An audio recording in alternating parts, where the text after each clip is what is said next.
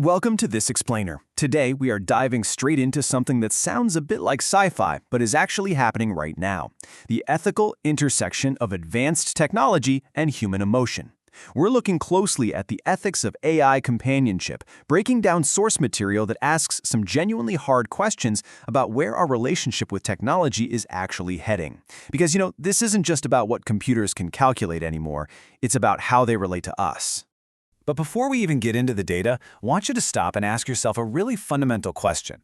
Can machines be friends? Like truly? As technology becomes more and more capable of deeply personal interaction, is true friendship a boundary a machine can actually cross? Keep that in the back of your mind as we unpack today's material and explore this incredibly fast-moving landscape. So, we're starting with a massive paradigm shift here. Artificial intelligence? It's no longer just for crunching numbers or organizing your spreadsheets.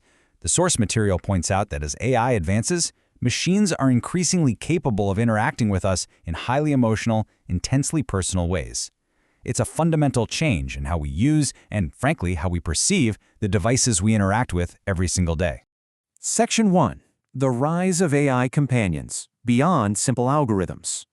Modern AI systems are actually explicitly engineered for three core things: to simulate conversation, to provide support, and to offer ongoing companionship. These are absolutely not accidental side effects of better processing power. Interestingly, many of these systems are trained on billions of conversational data points just to learn those subtle little pauses and affirmations that make us feel heard. Basically, these tools are actively built to sound human and act as a continuous, supportive presence in our lives.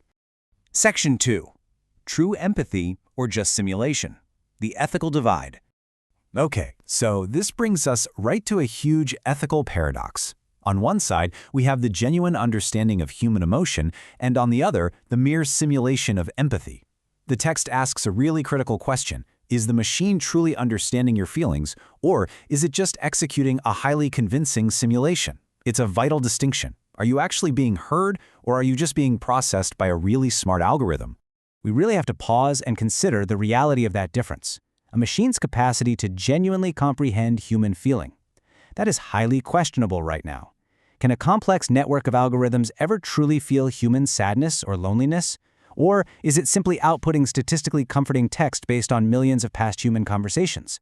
It's a fascinating philosophical boundary that developers are literally blurring as we speak. Section 3. Comfort in the Digital Age: The Thesis of AI Support. But, hey, regardless of the heavy philosophical debate, the impact on users is very real. The source text highlights that, quote, "Some people find comfort in AI interactions, especially when they feel lonely. And we cannot dismiss this utility. For someone feeling isolated, these AI companions are always awake, they never judge, and they offer accessible comfort exactly when it's needed most." That's huge. So it really makes you wonder, what does true comfort actually require? Does it absolutely need a human soul on the other end, someone who shares your mortal, vulnerable experience? Or is a consistently supportive, responsive presence enough to ease that loneliness, regardless of whether that presence is made of flesh and blood or code and servers? Section 4. The Human Connection Cost, the Antithesis. Now, to remain completely impartial, we have to flip the coin and look at the potential cost. The source text presents a very serious worry here.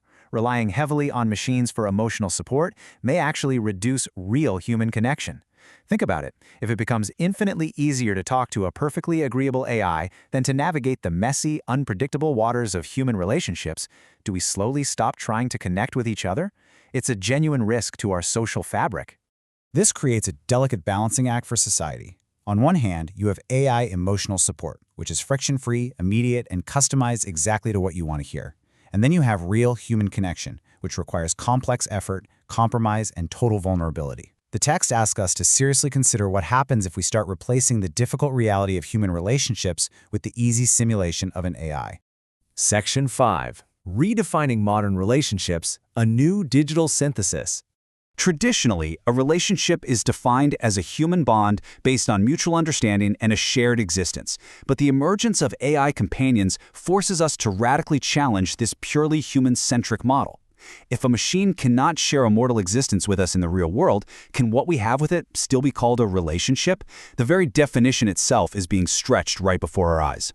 Because of all this, society is literally being forced to reconsider its foundational pillars. We have to rethink what it means to connect. We have to rethink how we feel understood when the entity understanding us is just software. And we absolutely have to reconsider how we form meaningful bonds moving forward. These aren't just tech industry questions anymore. They are fundamental questions about human nature itself. As we wrap up this explainer, I want to leave you with the ultimate underlying question posed by the source material. What does it truly mean to connect in a digital age? If a machine can perfectly mimic a friend, does that mimicry eventually become our new reality?